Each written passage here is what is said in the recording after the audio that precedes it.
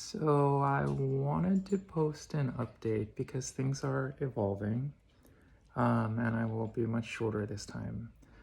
Um, I've learned a number of things about what's going on with me right now.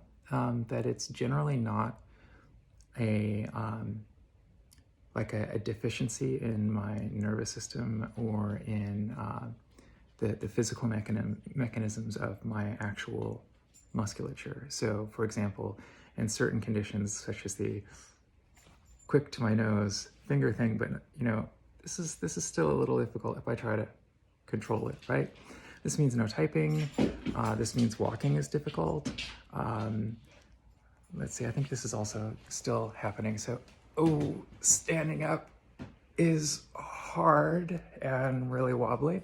But if I decide what I'm going to do is essentially abort a jump, I just go, oh, this is also scary. So that works. If I essentially just visualize in my head, I'm going to just move as fast as I can, just get to the other end of what I'm doing, that shit just works. This also works with whatever's going on with my voice. So for example, if you ask me to sing increasing scales, the control of the precise, like I mostly get the notes, but it's a little shaky, and I lack the fine control over the resonance, I guess, through here and here. However, if you give me a song that I already know, I can, read the lyrics in my head, and sort of like the music starts going up here, and then I can just sing it because, particularly with pop, music moves much more rapidly than in simple exercises.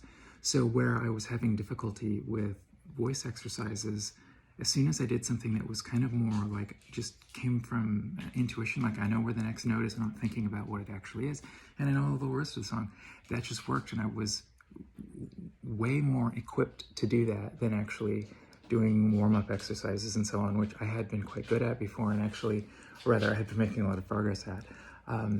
And in the first half of the session, for about 40 minutes, I had been feeling this sense of loss, like, what's going on? I've lost all this ability. How long is it going to take to get back?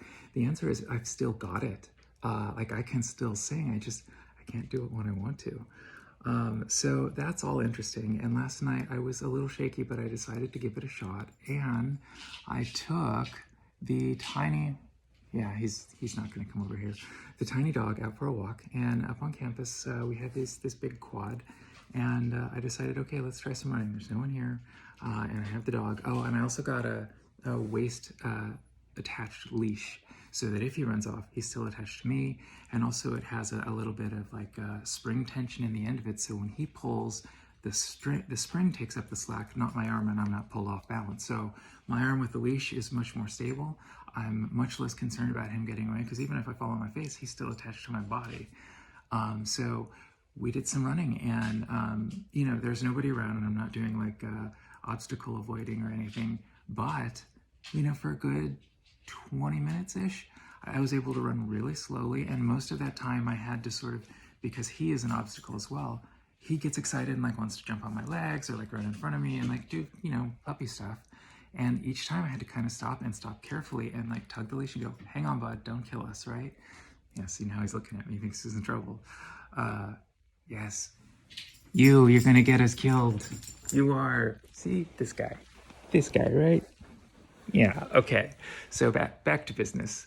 So this morning it was time to take him out for a walk, and I noticed I was walking pretty good. I made it down the stairs just fine, and I decided, okay, I'm not gonna be running off campus because, cars, dogs, people, whatever, that's probably still dangerous. But I decided, well, why don't I see how long I can walk, because I don't seem to be having difficulty walking. And that was the hard thing before, not running.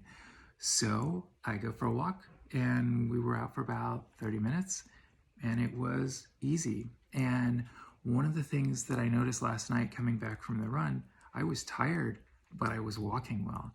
And so while the PTs, OTs, neuro, all of these people were like, you absolutely cannot run. Like you're capable of it, but it's dangerous. And so just don't do it. Get walking back and then focus on running. I think because we discovered that I'm able to learn from conditions in which I'm able to actually perform, such as the exercise with the wall, where I can go stand next to the wall and I can move my feet again. And then if I do that enough times and I go back to the center of the hallway, then my feet just work. And so it's like learning over something that's not quite working. And so I think what might be happening is that if I do enough running, then walking will come back on its own, strange as that sounds, but you have to sort of break through the cognitive difficulty with actually running, rather with actually walking, because you're moving your legs, and then it's just walking, like just walking instead of running being the harder thing walking is, but you get sort of desensitized to the risk of walking, which is like I feel unstable and off balance and unsafe, and so my balance system sort of clenches up all these muscles that don't need to be working.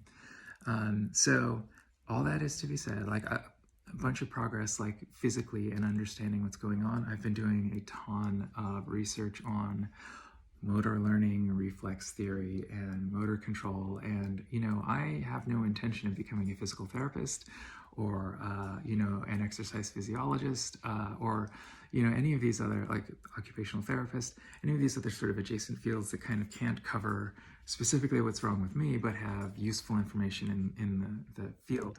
So I have no intention of doing that, and yet I'm doing enough reading that I am now reaching out to providers and saying, hey, I have been doing a lot of research because all of my MDs are baffled, and you seem to specialize in what is currently not functioning with me, and I would like to talk to you about it.